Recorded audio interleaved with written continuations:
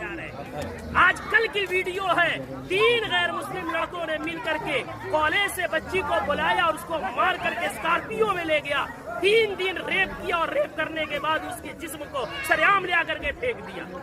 آئے دن یہ خبریں آ رہی ہیں۔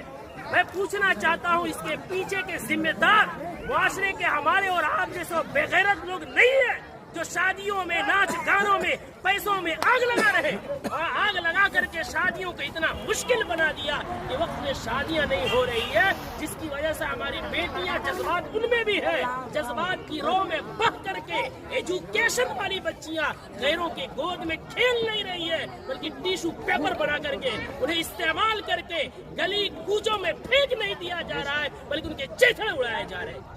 اتنے ادب و احترام کے ساتھ بار بار اصرار کرنے کے بعد جھک کر کے، باپ کہہ کر کے، بھائی کہہ کر کے، ایمان کا حوالہ دے کر، اسلام کا حوالہ دے کر، پوری سوسائٹی کے عہد و پیمان کا حوالہ دے کر کے کہا گیا، لیکن پھر کیوں نہیں مانے؟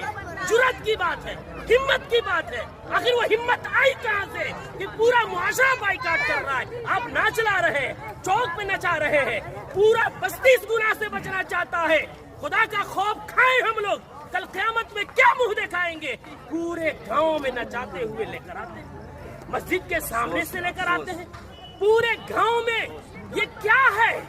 اس کو ضد نہیں کہتے ہیں تو اور کیا کہتے ہیں؟ اس کو ہٹ دھرمی نہیں کہتے ہیں تو کیا کہتے ہیں؟ کون ہے وہ مولوی، کون ہے وہ عالم دین جس نے قرآن اور حدیث پڑھا ہے اور اتنی سختی سے منع کرنے کے بعد اس مجلس میں، اس شادی میں ناچ گانا ہو اور وہ نکاح پڑھائے، اس کا قرآن اور حدیث اجازت دیتا ہے؟ میں تو احترام کرتا ہوں کہ انہوں نے پہلے ہی جو ہم سے محبت اور شفقت کے ساتھ اقرار کیا ہے۔ کون ہے ایسا جو جس مجلس میں ناچ ہو رہا ہو، جس اسٹیج میں ویشیوں کا دھندا چل رہا ہو، جس اسٹیج میں کھڑا ہو کر کے بہنوں کے پاؤں میں گھنگرو باندھا جا رہا ہو، ان کے سروں سے دوپٹے کھینچے جا رہے ہو، جس نکاح جو عبادت ہے اس عبادت کے اندر معاشرے کے لنگے اور لفنگے اور لونڈے عورتوں کے پیچھے تالیاں بجا رہے ہو، وہ نکاح میں کس مولوی کا علم اجازت دے گا نکاح پڑھانے کا؟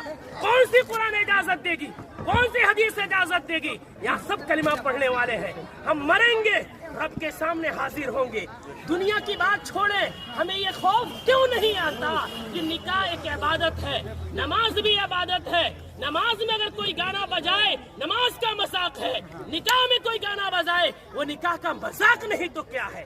جو مولوی قرآن کی آیت پڑھیں گے ان کا مذاق نہیں تو کیا ہے؟ حدیث